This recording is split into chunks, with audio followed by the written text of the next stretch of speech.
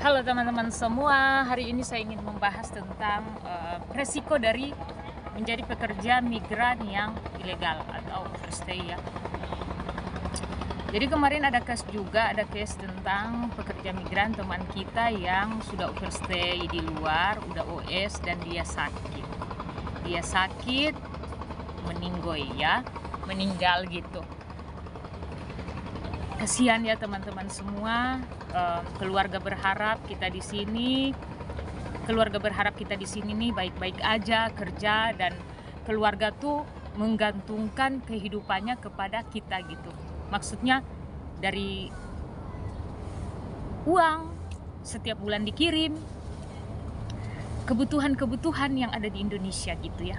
Tapi mereka kan nggak tahu gimana keadaan kita di sini gitu. Seperti yang saya bahas juga di konten-konten yang lain gitu ya. Maksudnya kenapa teman-teman kita nih di sini kan banyak yang keluarga tahu di rumah ya, mungkin kita nih baik-baik aja, nggak tahu kita nih udah keluar dari majikan dan hidup di luar.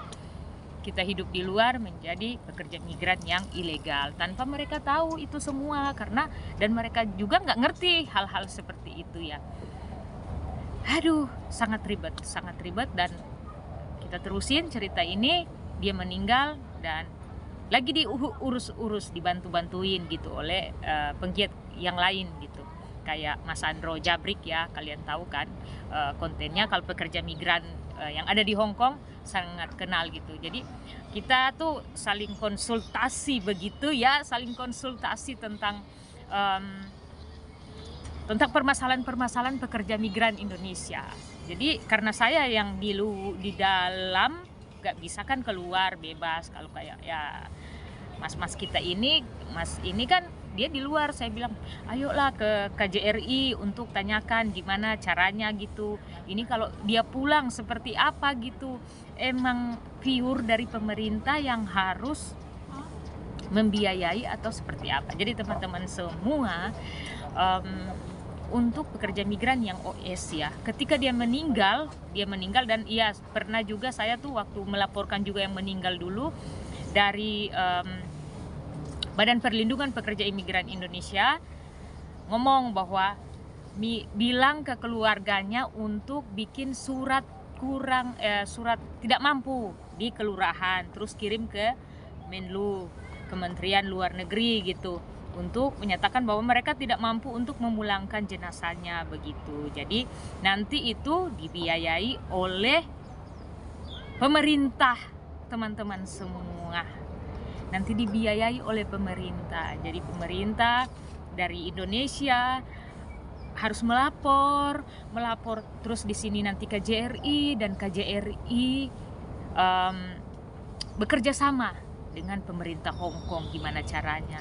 Jadi teman-teman ternyata ribet banget untuk memulangkan jenazah atau teman-teman kita yang meninggal, yang udah ilegal di luar atau overstay ya teman-teman semua. Kenapa saya bilang itu resikonya? Karena memang kalau ketika kita sakit nggak ada yang ngurusin ya kita biaya sendiri. Kalau kita overstay teman-teman semua. Jadi sangat penting sekali kalau memang kita memilih hidup di luar ya teman-teman semua, jaga diri, usahakan kalian sehat, kuat, gimana caranya biar kalian tetap fight di luar gitu, tetap sehat gitu ya. Karena ketika kalian sakit, teman-teman sakit nggak bisa pulang Indonesia gimana? Karena kan sakit, terus biaya bukan ditanggung dari agensi lagi, majikan. Otomatis kalau overstay, kalau dia kasusnya, case-nya sakit gitu ya, kan kita sendiri yang tanggung gitu, bukan majikan lagi, karena kan kita udah memilih di luar begitu teman-teman semua. Jadi penting sekali kalau memang kita memilih menjadi pekerja yang ilegal ya nggak apa-apa. Saya juga tidak menghakimi kalian, oh kalian di luar, kami di dalam, enggak. Itu semua pilihan kalian ya, pilihan kalian yang memilih itu semua. Jadi ya kalau kalian di luar jaga kesehatan biar kalian tetap sehat gitu sampai kalian memutuskan pulang, menyerahkan diri dan pulang, kalian tetap sehat. Karena kalau seumpama pulang dengan keadaan sakit, pulang keadaan udah meninggal, kasihan keluarga teman-teman semua, dan prosesnya sangat lama, berbulan-bulan kalau nggak salah. Itu ya yang kemarin ya waktu yang dibawa banjir tuh sekitar 3 bulan kayaknya dia baru pulang ya. Jadi diantarkan. Tapi kalau seumpamanya kita yang legal ya, diproses secara legal, kita kerja dengan baik-baik, ketika kita sakit kita ada asuransi, kita ada dijamin, di cover oleh majikan gitu. Apalagi kan sekarang BPJS Ketenagakerjaan ya mulai promosi untuk mengcover gitu ya, kita bisa mengklaim gitu apapun yang kurang dari diri kita di Hong Kong ini, begitu teman-teman semua.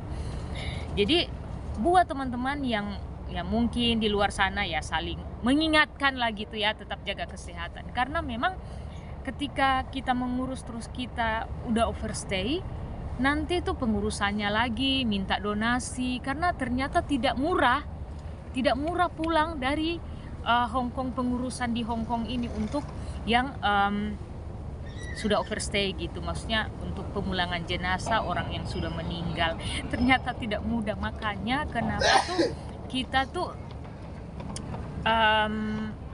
harus memikirkan matang-matang kalau seumpamanya kita sudah hidup di luar gitu, kontrol dari pemerintah gitu teman-teman semua. Karena emang itu loh resikonya gitu ya. Semoga kita bisa memikirkan ke depannya seperti apa. Kalau memang kalian memilih menjadi pekerja imigran yang ilegal dan udah overstay, ya itu pilihan kalian sekali lagi ya. Dan semoga ya, saya tuh berharap kita tuh diberikan pemikiran yang bagus gitu untuk masa depan, untuk yang panjang gitu, biar kita kayak teman-teman kita di sini yang udah lama gitu kerja dengan bertahun-tahun, mereka tuh tahan banting. Jadi seperti itu teman-teman semua, resikonya sangat tinggi kalau kita menjadi pekerja imigran yang ilegal atau overstay gitu ya. Memang saya sangat mengakui kalian tuh yang memilih untuk kerja di luar, maksudnya kosongan di luar ya gitu, overstay lah gitu ya. Kalian kalau ketahanan, saya mengakui mental kalian tuh, orang yang memilih menjadi pekerja migran yang udah overstay di luar, itu mentalnya udah teruji. Mental dalam arti apa? Dia bisa fight di luar loh, nggak mudah hidup di luar, bayar kosan, makan sendiri, dia harus cari gimana cara dia mau cari uang. Di tengah-tengah dia harus cari uang, terus ketahuan polisi, gimana ketangkap, masuk penjara. Ya di Hong Kong, alhamdulillah ya, puji Tuhan, di Hong Kong masih memberikan paper. Itu pun kalau memang alasan tepat gitu ya teman-teman semua. Tapi di sini saya ingin membahas bahwa betapa mahalnya, betapa sulitnya ketika kita pulang dalam keadaan tidak bernyawa lagi, apalagi kita udah overstay gitu ya teman-teman semua. Mahal, ratusan juta ternyata dibutuhkan. Ratusan juta untuk pemulangan di Hong Kong ini harus bayar pemerintah Hong Kong, governmentnya gitu ya, untuk peti jenazah, untuk ya ruang itunya lah, persiapan untuk packingnya gitu. Untuk ya pesawat ya oke, kalau pesawat mungkin dimasukkan ke Garuda Indonesia, nggak ini ya, tapi ya tetap bayar, pastinya tetap bayar begitu teman-teman semua. Pokoknya ratusan tuh kalau pulang, sekitar ya hampir 200 juta kayaknya ya. Kalau teman-teman yang tahu ya, komen di bawah sini berapa ratus juta gitu, yang sebenarnya berapa ratus juta tuh pekerja migran yang OS yang pulang ketika udah menjadi jenazah gitu ya. Jadi tidak mudah teman-teman semua, tidak mudah menjadi pekerja migran yang ilegal atau overstay di luar. Aduh, kita nih kalau membahas tentang pekerja migran tidak akan habis-habisnya ya. Tapi kembali lagi saya bilang, itu pilihan kalian, dan saya tidak bisa oh jangan ya hati-hati, bukan, tapi semua ada di dalam pilihan kalian. Terserah, kalau kalian mau pilih seperti itu jalan kalian ya. Oke, teman-teman semua, semoga kita tuh senantiasa saling mengingatkan ya, saling mengingatkan ketika ya, kalau memang, makanya saya bilang, kalau memang kalian mau memilih bekerja di luar, itu bukan saya bilang top, bukan. Di dalam pemerintahan kita di Indonesia udah wanti-wanti kan kita dari Indonesia, jangan sampai kabur, jangan sampai keluar. Tapi kalian yang hidup di luar itu emang udah, aduh, mental kalian tuh saya nggak kebayang. Saya pun yang seperti ini, maksudnya resmi gitu ya, ketemu polisi, ada trauma karena kan ya memang udah pernah ya, saya ada ya case sedikit di Singapura, dan saya sudah merasakan tahanan di penjara itu 7 jam aja saya kayak mau pusing-pusing gimana ya, apalagi itu yang berbulan-bulan di dalam. Tapi itu saya bilang hebat orang-orang yang udah terasa, seperti yang udah pernah masuk penjara, keluar masuk penjara di Hong Kong ini, luar biasa ya kalian sangat mental kalian sangat udah terasa-asa.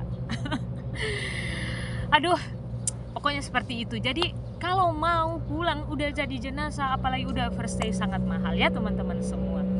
Jadi hari ini tanggal 1 Januari, kalau mungkin diterbitkan ini udah diterbitkan lagi, ditayangkan video ini ya mungkin minggu-minggu ke depan. Saya mengucapkan selamat tahun baru, tetap semangat, semoga kita diberikan kesehatan dan kekuatan dari Allah Subhanahu wa Ta'ala, begitu juga dari Tuhan kita ya. Oke teman-teman semua, terima kasih, semoga kalian tetap semangat. God bless.